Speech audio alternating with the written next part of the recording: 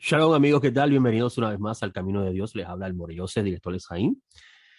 Gracias le doy al Dios de Abraham, Isaac y Jacob por concederme la oportunidad nuevamente de estar con ustedes hoy, 17 de julio del año 2022, que equivale al día 18 del mes de Tamuz, de acuerdo al calendario de Gilel segundo. Si me escuchan un poquito lento hoy, es que estoy pasando la experiencia del COVID que me ha tocado vivir en estos pasados días y gracias al Eterno estoy mucho mejor y en recuperación.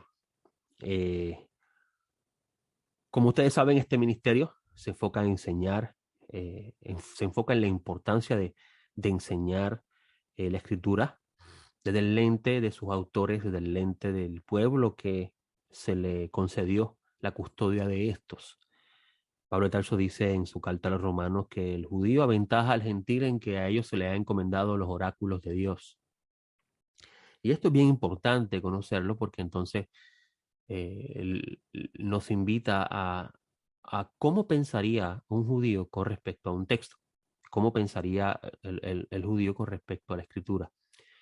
El hecho de que cierta parte del pueblo de Israel, de acuerdo a la enseñanza de los nazarenos, haya sido cegado con respecto a la mesianidad de Yeshua, no significa que la escritura ellos no la entiendan. Ellos saben que viene un Mesías, que para ellos aún no ha llegado, no del todo ellos, porque sabemos que hay gran parte del pueblo de Israel que cree que Yeshua de Nazaret es el Mesías. Yeshua es el nombre de aquel que tú conoces en tu Biblia en español como Jesús. Jesús es una traducción del griego Jesús. La palabra, el nombre Jesús es el nombre griego que se le tradujo o se cambió para la audiencia de lectura griega con, al nombre del maestro Nazaret. Pero el Mesías nació en una nación que hablaba primeramente hebreo y arameo, y por la influencia del dominio del reino de Antíoco y los que quedaron bajo su gobierno, entró el griego y se convirtió prácticamente en el idioma de comercio, aunque luego con la conquista romana entra también el latín, que es el idioma del Imperio Romano de ese entonces. Y la importancia de conocer el idioma y la forma de pensamiento de sus autores nos ayuda muchísimo a mirar, a poder entender la escritura y incluso nos corrige muchas de las ideas que habíamos escuchado. En estos días pasados tenía la oportunidad de compartir con un vecino mío que me acompaña a hacer ejercicio, o mejor dicho, yo lo acompaño a él a hacer ejercicio y estábamos hablando de diferentes temas de la Biblia y entre ellas sale el tema de la caída del Satán. Y me cita que el Señor Jesús habla de cómo él veía del cielo caer al Satán. Y yo le preguntaba si eso estaba relacionado a la caída del Satán y él me decía que sí. Y yo le dije, vamos a leer el texto. Vamos a leer Lucas 10 y vamos a mirar el contexto de lo que se está hablando allí y vamos a ver si realmente se está refiriendo a un evento pasado que se ha convertido en una narración, o mejor dicho, una idea mitológica que ha permeado o ha calado fuertemente en la cultura doctrinal de cristiana. Vamos a ver si eso es lo que se está hablando allí. Y llevándolo al capítulo 10 de Lucas, él mismo se percata de que las palabras del maestro Nazaret en ese versículo están relacionadas a los eventos que se están narrando. Obviamente, tenía que explicarle cuáles son las funciones de esta figura que en la Biblia se conoce como el Satán, como el ángel maligno, el ángel malvado, y qué función hace. Y la escritura habla sobre él en ese sentido. Vamos a ver, por ejemplo, en el libro de Job, cómo se habla de él como una figura que Dios la utiliza para probar la fidelidad de los justos. También vamos a encontrar en el libro de Zacarías que se habla de él como una figura que acusa a los hijos o a las personas que pertenecen al pacto de Israel ante Dios, en el caso del sumo sacerdote Josué, en el capítulo 3, si la memoria no me falla, de Zacarías. Y también vamos a encontrar que los escritos nazarenos nos enseñan que también él busca poner tropiezo a los santos. O sea que una de las funciones que él hace es intentar hacer que los santos caigan. ¿Por qué esto es necesario dentro del diseño divino? Recuerde que, o mejor dicho, le menciono que a Israel se le dio a conocer la revelación del Dios Altísimo para que Israel lo diera a conocer al mundo. Y muchas veces pasa por alto esa idea. Incluso Moisés en Deuteronomio dice que a ti se ha dado a conocer que el Eterno es la palabra en español que utilizamos para no mencionar el nombre sagrado. Algunos dicen que se llama Yahweh, otros Jehová, otros Yahvé. De seguro Jehová no es, porque la J no suena, la letra Yud de la primera del nombre del Eterno, que es de 4 letras, no suena como una J. Por eso que no creemos que tampoco se llamaba Jesús, el Mesías, porque la Yud no suena como J. Eso, pues, se podría discutir en otro momento.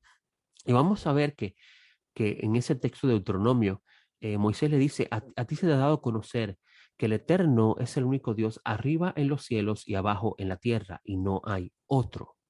Y esto es bien interesante porque entonces a Israel se le ha dado a entender de que el Creador es el único poder más grande que existe y que no hay otro que pueda con él. No hay otro que pueda competir contra él. Y esto es bien interesante porque dentro de la tradición del cristianismo se ha enseñado de que el Satán está en una pelea constante con Dios. Eso no lo enseñaron nunca los escritos nazarenos, ni mucho menos el Tanaj o la Biblia hebrea. Incluso vamos a ver si conocemos las religiones del Medio Oriente, vamos a descubrir que eso es parte del pensamiento del zoroastrismo, pensamiento que no cabe dentro de la Biblia. Y, y conociendo esto, le mencionaba a mi amigo y le decía, otra de las funciones que hace el Satán, bueno, repito, una de las funciones que hace Satán es acusar, y a él se le ha dado autoridad de atormentar a los pecadores.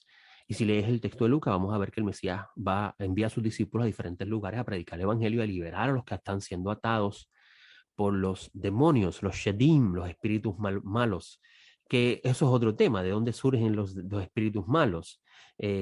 Vas a encontrar dentro de la literatura del pueblo de Israel el libro de Jubileos, por ejemplo, que son libros que no están en nuestro canon y no significa que no sean importantes leerlos. Lamentablemente ese concepto de la sola escritura que vino a la luz de Lutero se malentendió y ha llevado a personas a pensar de que si no está en el canon no lo acepto y eso es un error, amigos, porque los libros que pertenecen al mundo del pueblo de Israel son necesarios conocerlos para saber la forma de pensamiento de esas personas de ese tiempo. Y perdón. Y vamos a ver que en literatura relacionada al tiempo del Segundo Templo, como el libro de Jubileos, el libro de Enoch, nos habla de qué, qué pasó, y obviamente esto es en forma de Midrash, es una forma literaria de escritura que utiliza mucho el pueblo de Israel. Midrash es una forma de, a través de una narración que puede contener metáfora, puede contener cierta ficción, por así decirlo, se busca transmitir una idea, la idea del autor.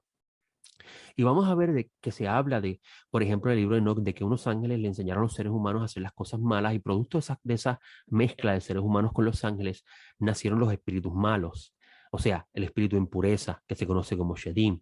También vamos a conocer que en el libro de Jubileo se habla de esto como producto también de eso mismo que habla el libro de Enoch. Entonces la pregunta es la siguiente, ¿es eso ¿es eso lo que busca transmitir el autor, de que los espíritus malos o los espíritus impuros son producto de los ángeles y los seres humanos?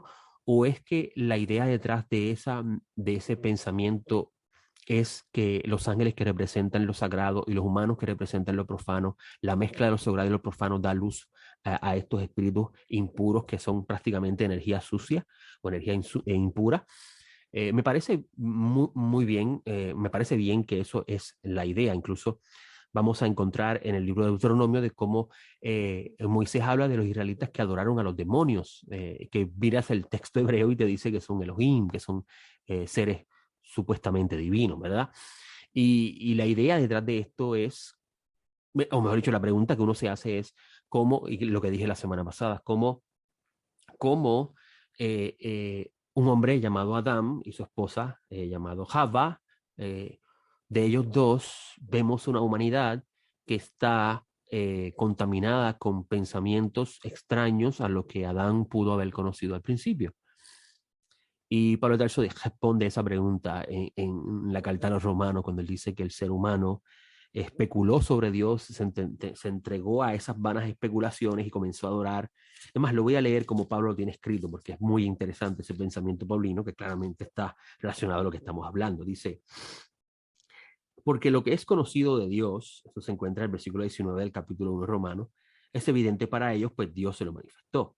Porque las cosas invisibles de Él, su eterno poder y edad, se hacen claramente visibles de la creación del mundo, entendiéndose por medio de las cosas hechas, de modo que son inexcusables. Pero habiendo conocido a Dios, no lo glorificaron como a Dios, ni le dieron gracias, sino que se entregaron a vanas especulaciones y su necio corazón fue entenebrecido. Alegando ser sabios, se hicieron necios y cambiaron la gloria del Dios incorruptible en semejanza de imagen de hombre corruptible, de aves, de cuadrúpedos, de reptiles. Y por eso Dios los abandonó a las concupiscencias de sus corazones, a la inmundicia, para que ellos honraran sus propios cuerpos. Y estos cambiaron la verdad de Dios en mentiras, reverenciaron y sirvieron a la criatura antes que al Creador, el cual es bendito por los siglos de los siglos. Amén. Las palabras de Pablo Tarso son muy interesantes porque está diciendo que estos seres humanos en un tiempo conocían sobre Dios, pero se entregaron a las vanas especulaciones y comenzaron a adorar la creación. Esto es muy importante porque entonces cuando conocemos el concepto de los Shedim, de los demonios, de cual se habla en el Moisés o se habla en los profetas y luego vas a encontrar en los escritos nazarenos, tenemos que ver cuál es el origen de esto.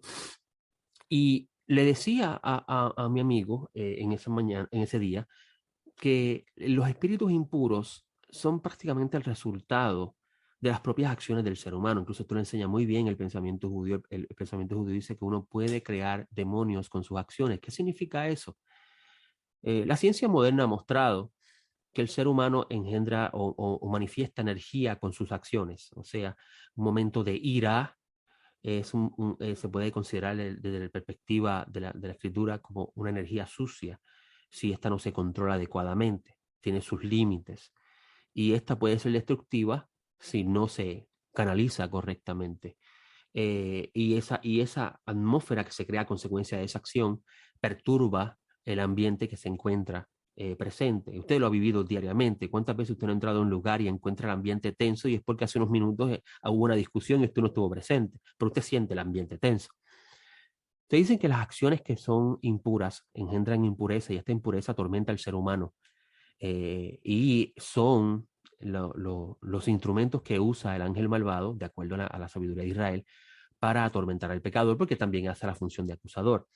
Entonces, cuando lees el texto de Lucas y encuentras que los discípulos le dicen, maestro, hasta los demonios se nos sujetan, el maestro va a decir, yo veía al Satán caer del cielo. ¿Qué relación hay uno con el otro? Obviamente, si el ángel malvado hace la función de acusador y utiliza a los espíritus impuros para atormentar a las personas que cometen transgresiones, pues es lógico comprender de que esas personas siendo liberados por la predicación del evangelio de esos espíritus que le atormentan, no hay más razón para que el Satán los pueda acusar de pecado ante el Creador. Y por eso es que el maestro dice, yo veía a Satán caer del cielo. Estas son las cosas que lamentablemente por desconocimiento del pensamiento del pueblo de Israel nosotros no entendemos, no conocemos y traemos doctrinas extrañas, como por ejemplo, como decía al principio, ese texto se utiliza para hablar del día que el diablo se le reveló a Dios y ocurrió una guerra en el cielo y fue botado del cielo. Y a eso se está refiriendo el Señor Jesús, cuando el contexto muestra lo opuesto. Cambiando un poco el tema, que está un poco relacionado, obviamente, la porción de ayer que estudiamos se titula Balak. Balak era el rey de Moab, hijo de Zippor. Esta lectura se encuentra en el capítulo 22, versículo 2 de Números y termina el 25, 9. Y esta lectura uno se pregunta, ¿tiene buen sentido el humor el creador? ¿No lees la Biblia? ¿Puedes encontrar el buen sentido del humor de parte de Dios? Claro que sí. Esta lectura nos habla de ese buen sentido del humor que tiene el creador. ¿Por qué? Porque cuando presta atención a lo que se está narrando aquí, la historia gira alrededor de un rey que está preocupado que Israel vaya a hacer con él y su reino lo que hizo con Sejón y Og, los reyes de Heshbón y los reyes de los amoreos se olvidó el nombre del otro reino, y Basán, perdón, y Bashán. Y vamos a ver que este hombre contrata a un hombre muy conocido en el Medio Oriente, incluso se descubrió en la arqueología del Medio Oriente un tratado que habla de Balaam, perdón, de cómo él hacía estos conjuros para hacer la función que se le había contratado. Se le llama el brujo Balaam en el mundo del pueblo de Israel. Y hay un texto que habla sobre eso, los conjuros que él hacía, se descubrió en el Medio Oriente, o sea, que es una figura que históricamente existió.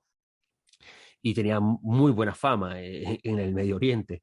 Y Balak lo contrata a él para que él trajese sobre Israel una maldición. Y cuando miras el texto en su simple narración, vas a ver en buen sentido el humor del creador, porque este hombre se jacta de ser un hombre que no hace nada que no sea lo que Dios le diga, y vas a ver que él se jacta de que Dios habla con él, de que Yud-Heh-Vav-Heh habla con él, y, y, y hace hasta rituales para impresionar a las personas.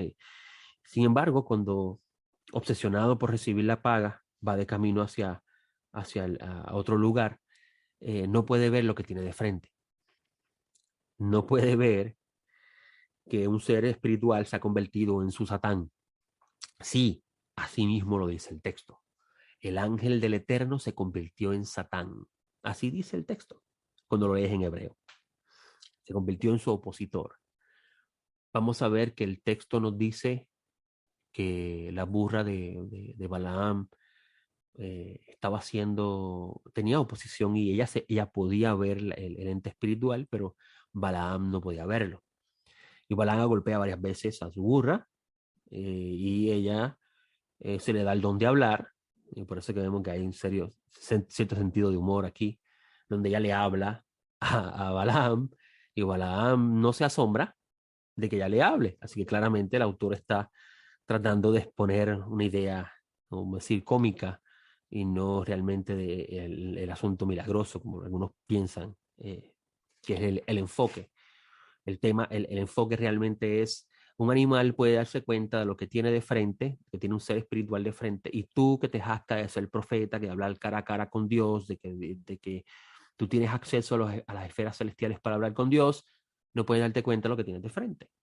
Es una burla prácticamente del profeta. Lo interesante de este texto, que es donde me voy a enfocar en el tiempo que me queda con ustedes, es que eh, este hombre que había sido contratado para maldecir a Israel reconoce que no puede hacerlo. No puede hacerlo porque en las esferas celestiales Dios protege a su pueblo. Y yo voy a desviarme un poquitito nada más, está relacionado al tema. En, en mi vida como ciudadano de esta nación, de Puerto Rico, que paga impuestos y todas estas cosas, yo tengo una profesión, y mi profesión está vinculada al mundo del riesgo. Personas me contratan para asegurar sus riesgos, que son eventos fortuitos, eventos inesperados que buscamos proteger para que así las operaciones de los negocios puedan continuar. Y en mi experiencia personal puedo decir que aquí en la Tierra uno puede conseguir protección para cualquier evento fortuito dentro de la industria de los seguros. Pero ¿qué tal en lo que respecta a las cosas que no vemos? ¿Puede uno asegurar, protegerse de eventos fortuitos? Vamos a usar un ejemplo, ese famoso tema del mal de ojo, al cual yo realmente no creo, pero eso no significa que yo no crea, no significa que el deseo de una persona hacia otra, sea buena o mala, no puede ser realidad. Yo pienso que sí. ¿Cuántas veces no has visto personas que por un buen deseo y el anhelo de ver el bien hacia otros, esa persona recibe ese beneficio? Y también de la misma forma el mal, cuando se hace lo opuesto. ¿Puede uno protegerse contra eso? Obviamente en el mundo del paganismo pues se usan los amuletos como forma de protegerse ante esa cosa, la cual la escritura se burla claramente de eso, de que eso es absurdo. Un amuleto no te puede proteger de algo espiritual. Pero ¿qué puede hacer uno cuando a escondidas alguien quiere destruirlo y no usa algo físico, sino busca lo espiritual? Y amigo, la brujería existe. No podemos negar esa realidad. El mundo de la magia y las acciones malvadas, extrañas, que la escritura llama abominación, existe, eso no lo podemos negar. Hay una cultura grande de eso, y personas son contratadas para hacer esa función. ¿Existe algún seguro para eso? De ninguna forma, en lo más mínimo. ¿Cómo uno puede protegerse de eso? Físicamente nadie se puede proteger de eso, intelectualmente mucho menos. Lo interesante de este texto, de esta narración, es que nos enseña que Israel está en un lugar de la tierra asentado. En la lectura de eso lo va a encontrar en el capítulo 21 de Números. Y la narración cambia a otra escena en la misma región, pero de algo que nada saben ellos, los israelitas, que están asentados en ese lugar. Cómo está siendo contratado una persona que tiene la capacidad de adentrarse en lo espiritual y cambiar el destino de alguien o de un pueblo. Puede hacerlo, tiene poder para eso, es bien conocido. Y la Escritura nos enseña que mientras Israel esté en el camino de Dios, Dios lo protege. Y esto nos lleva a nosotros a reflexionar la misma idea. Si nosotros estamos andando en el camino de Dios, porque recordemos que a través del Mesías Dios abrió la puerta a las naciones para que también puedan conocer sus caminos y puedan andar en ellos.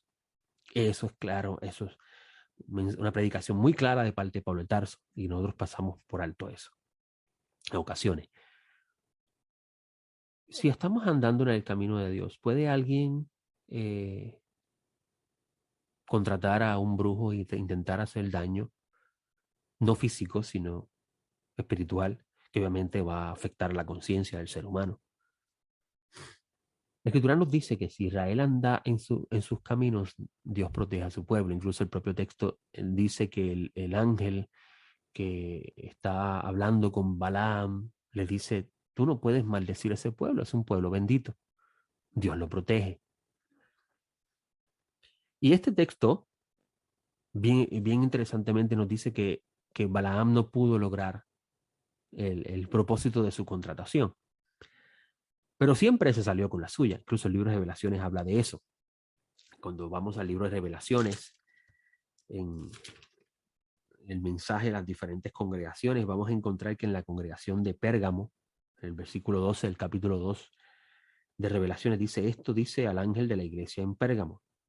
Esto dice el que tiene la espada aguda de 2 filos. Sé dónde moras, donde está el trono de Satán. No obstante, retienes mi nombre y no negaste mi fe, ni aún los días de Antipas, mi testigo fiel, el cual fue muerto entre vosotros donde mora Satán.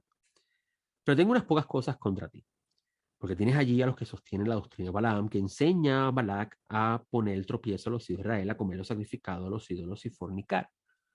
Este texto es muy interesante, porque no es hasta tanto Juan recibe esta revelación de parte del Señor Yeshua que Dios le da al Señor Yeshua, como dice el texto en el capítulo 1,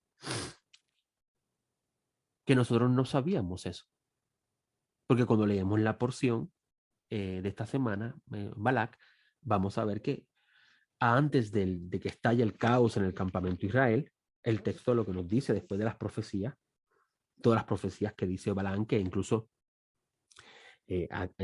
vas a ver que en el capítulo 24, versículo 17, Balaam dice que una estrella surgirá de Jacob, y ese texto es muy importante para entender por qué llegan del oriente unos supuestos magos, que no eran realmente magos, a buscar al rey, el rey judío que había nacido. Y eso se encuentra en el Evangelio de Mateo. Y si conocemos que Balaam era del oriente, pues va a ser total sentido el texto. Pero obviamente eso yo lo comenté en un tiempo pasado y hoy estamos en otro tema. Lo interesante es que en el versículo 25 del capítulo 24, después que Balaam dice todas las profecías que va a decir, o sea, Dios usa a un brujo llamado Balaam para llenar su boca del Espíritu Santo y que él hable la voluntad divina. Muy interesante eso. El versículo 25 dice, entonces Balaam se levantó y se fue y regresó a su lugar. Y también Balac se fue por su camino.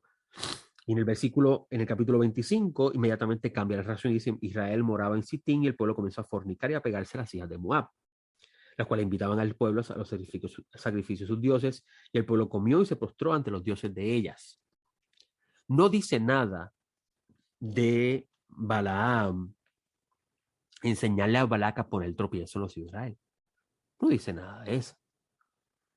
Así que hay un vacío en ese relato y de dónde saca el libro de Revelaciones esa idea. ¿Sabía usted que en la tradición del pueblo de Israel e incluso en la colección de libros conocidos como los Midrashim, que son una colección de enseñanzas de los diferentes rabinos de la historia de Israel, que hay enseñanzas que datan de tiempo antes de Yeshua, enseñanzas muy antiguas y también modernas, obviamente, hasta el tiempo donde se recopiló el Midrash. Y cuando digo mención moderna, entre los años 900 o 1000 de la era común. Vamos a ver que se habla en esta porción de cómo explican el que Israel, que está protegido por Dios, que Balaam no puede lograr su cometido hacia Israel, de repente se estalla el caos y parece que Balaam sí logró su cometido. La maldición ha llegado al pueblo, se convirtió en un escenario de muerte, mueren 24,000 personas. Un caos a tal grado que Moisés se queda impresionado de lo que está pasando, inmóvil. Moisés no reaccionó, estaba impresionado de lo que estaba viendo. ¿Cómo se llena ese vacío? Y no es que Balaam logró traer una maldición sobre Israel, sino que Balaam le dio la solución a cómo puedes hacer que el pueblo de Dios tropiece, para que así Dios mismo los juzgue. Interesante, ¿no? Dios mismo los destruya. Muy interesante eso. Vamos a ver que el libro de Revelaciones habla sobre eso. Israel se envolvió en la idolatría y comenzó a comer de los sacrificados y a postrarse en la fornicación, a envolverse en la fornicación. Y el cerco de protección se le quita. Y el Eterno trae sobre ellos una serie de plagas, que con ellos hay un caos en el campamento. Y ahora viene el asunto nuevamente de lo que estábamos hablando de Lucas 10. Cuando la muerte llega, el tormento, la aflicción, inesperadamente, que no corre el curso normal de la vida. ¿Cuál es la razón? Los antiguos israelitas entendían que había pecado dentro del pueblo y Dios estaba atormentando al pueblo. Y vamos a ver que esta idea también está expresada en Lucas. Cuando se comienza a hablar del evangelio, ese es el anuncio de la liberación de la cautividad del pueblo que por causa de violar el pacto estaba siendo oprimida y estaba siendo físicamente por el imperio romano y espiritualmente por los entes espirituales creados para esa función. Cuando tú vas al libro de Job, vas a encontrar esa misma idea. Me quedan 3 minutos de programa, así que varios minutos de programa, voy a aprovechar rápidamente los 3 minutos. Cuando vas al libro de Job, vas a encontrar esta misma idea. En el libro de Job vas a encontrar esta misma idea, así, amigo, así como me escuchan. Y mucha gente pasa por alto eso. Cuando leen a Job, pasan por alto eso.